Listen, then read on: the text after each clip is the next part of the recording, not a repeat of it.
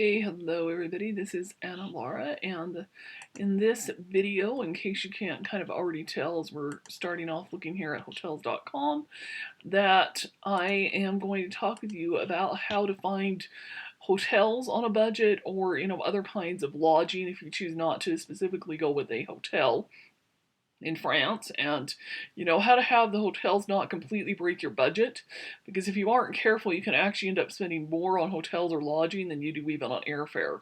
So there's a couple of things you want to think about when you start looking at your hotels or your lodging for France. First thing you want to think about is, do you really absolutely want to be in like a hotel or a hotel style, so like either hotel or hostel type situation, or are you open to the idea of staying in somebody's house, like in something like an Airbnb?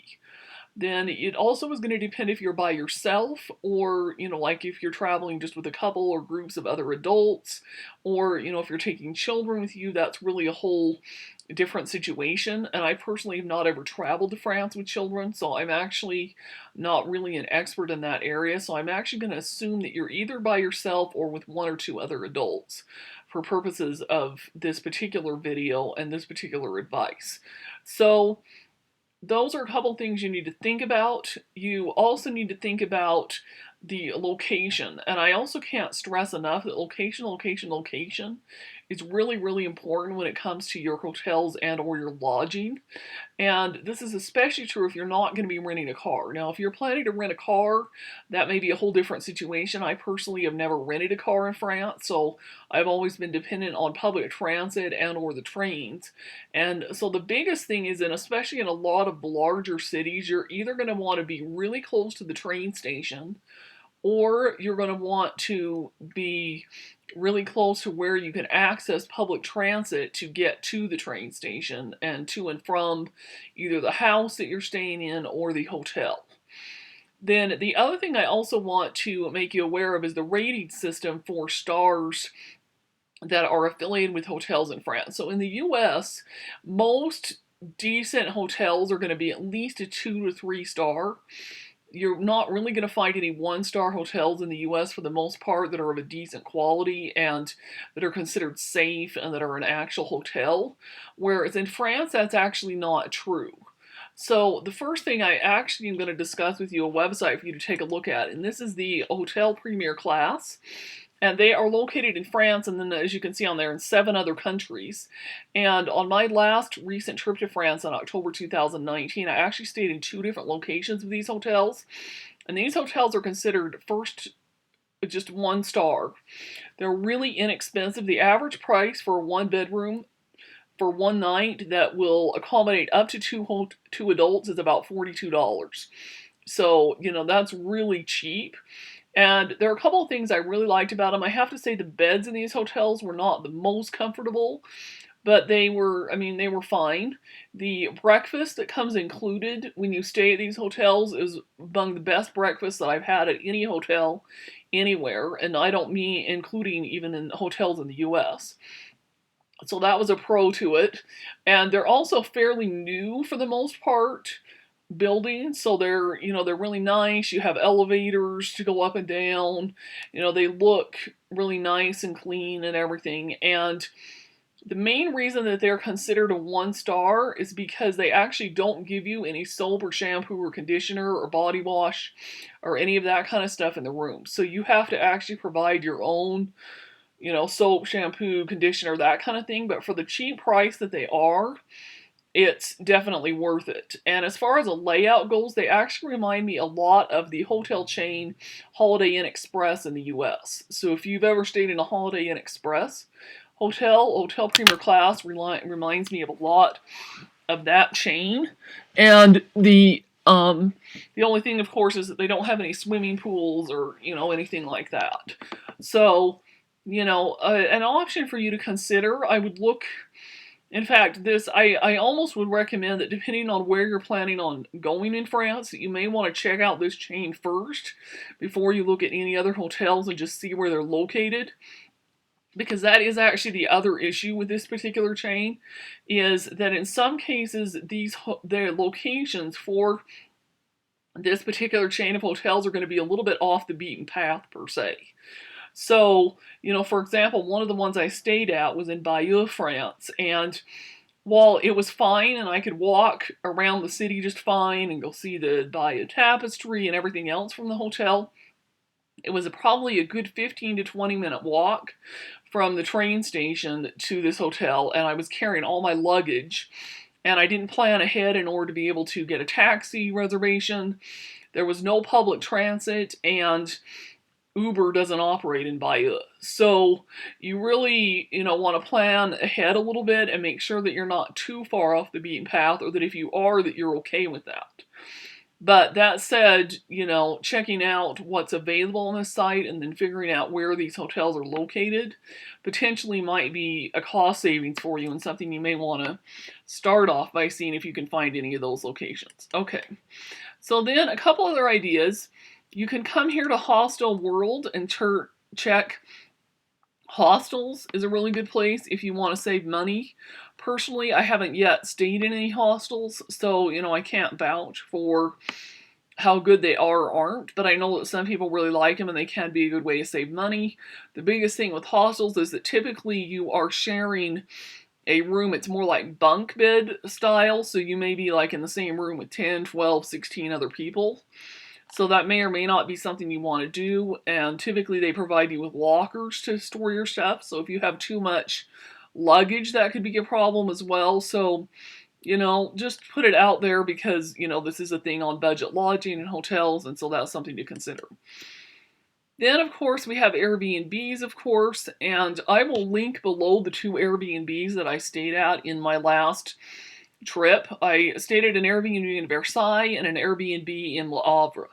So when it comes to France with Airbnbs, it's a little bit mixed, depending on, the experience and the budget you want to have. If you're trying to go exclusively off of comparing whether or not you should stay in an Airbnb or a hotel based on price, some cities Airbnb is going to be cheaper. In some cities, Airbnb and a hotel are going to be about the same, or in some cases, hotels may even be cheaper.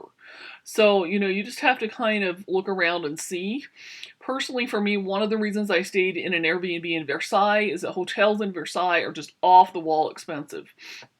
And I found one that I really, really liked, and like I said, I'll link it below with the blog post that's with this video. And it was owned by, is run by a Chinese guy who lives in 1 out of the 3 bedrooms in the apartment that he has, and he moved to Versailles, I think, about 3 or 4 years ago, and so like I said, he has the 1 bedroom himself, and the other 2 rooms he rents out on Airbnb. He was super nice and friendly. Everything about the place was awesome. It was clean. There was, had absolutely no complaints whatsoever, and the only thing that was kind of pro and a con is that it was right by the train station. In fact, literally, you walked out the door and the train station was right there. So because of that, it was very convenient for transportation, for going to visit the castle and the other sites in Versailles. Excuse me there. But it was also had the downfall of the noises from the trains, because you could hear the trains coming and going. You could see the train from outside your window even. So, if you are sensitive to noise and want something that's very calm and quiet, that, may be something to take a look at. Of course, the convenience of having the train right there is always really nice, but then you also have the noise that goes along with it. So something else to consider.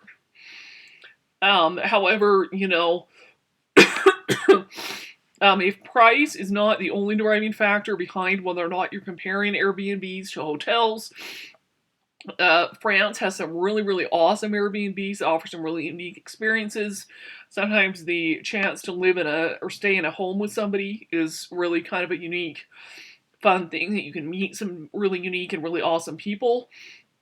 That said, you also do want to be aware that in most cases, the hosts for Airbnbs will speak English, but not always. And their English may even be a little bit limited, so if you don't speak French, you may or may not necessarily want to go with some Airbnbs. Like I said, the one in Versailles wouldn't have been an issue because the guy there is Chinese and he speaks English and French and Chinese. But I did stay in another Airbnb that was a French lady, and I know that she does speak English, because I speak fluent French, I actually didn't speak English with her. And it was actually, really pretty cool to be able to just sit there and speak French with her. But, I'm not sure, like I'm saying, especially some of the more unique ones out in the countryside, that kind of thing, the language barrier could potentially become a little bit of a problem. So just something for you to keep in mind. And by the way, I might as well throw in there that when I do book in Airbnbs, I only stay in ones that are by superhosts. So, you can do a search and find Airbnbs only by superhost. Personally, that has just been a fail-proof way for me to avoid a lot of the big disasters that people sometimes encounter on Airbnb. So there you go. Okay, so then if neither of those work for you and you're still looking for a hotel, the other thing you can do is you can come in on these search engines. So either with booking.com or hotels.com, you can search here and it will pull up different hotels. So for example, if I was going to stay in Nice, I can search for Nice. I can search for, let's say I was going there in May. And what the heck, I'm going to be there for about 4 nights. And yeah, so I can just do a search in here. And I recommend that you search both hotels.com and booking.com. And just take a look at what is here. So from here we can go price, low to high. So you can search it. And you can see here that there actually are some fairly good hotels for really cheap. So this one's only $40 a night for this particular hotel in Nice, France. So that's pretty good. Only $41 for that one, $50 for this one. So you can see there's some really good budget hotels. So this is an Ibis. So Ibis hotels typically are fairly good. This, where you go, is a premier class in Nice, just like that hotel chain that I was mentioning earlier. And it looks like it's right on the Promenade des Anglais. So wow, this was a really good one. So if I was going to stay in Nice, actually, this is probably a very good chance this might be the hotel that I would pick, honestly. But, anyhow, so you can just see what they are. They also have a lot of reviews on here. Personally, I don't necessarily recommend that you don't read reviews. I think you need to take them with a grain of salt a little bit. And personally, I would read the reviews on hotels.com, but then I would come over here and find that same hotel and read the reviews on booking.com, because personally I found the reviews on booking.com to be a little bit more accurate than the reviews on hotels.com. And for whatever reason, it seems like a lot of the reviews that are written, a lot of the people that write them are the people that were really upset with the hotel or had some kind of an issue or something. And a lot of the people who really liked the hotel don't always write reviews. And I found them to not necessarily be totally accurate. In other words, some of the hotels that may have some reviews that aren't the greatest are typically actually really just fine and really good. That said, once you find out what the hotel is, for the most part, on my last trip, I did go ahead and book through hotels.com and it was fine. But for the most part, I think it's typically better, and sometimes you can get an even better price, get better perks, that kind of thing, if you figure out what hotel it is, and you go and book directly through that hotel website, rather than booking through a third-party engine. So that's just a tip for you right there. I just typically will come here and use the engine to find out what hotels, just because of all the different search features and everything else that exist, it makes it really nice and convenient for you to figure out what, is what hotels are there. Because you can always go to Google as well and enter in hotels, but personally I've found it a little bit tougher to find things according to price and different features and things like that. So the search engine bookings here really make it convenient. And, so you can do it that way. And then the other thing you also can do is you can look at some travel guides. So like, for example, Rick Steves and Lonely Planet are two of my favorites.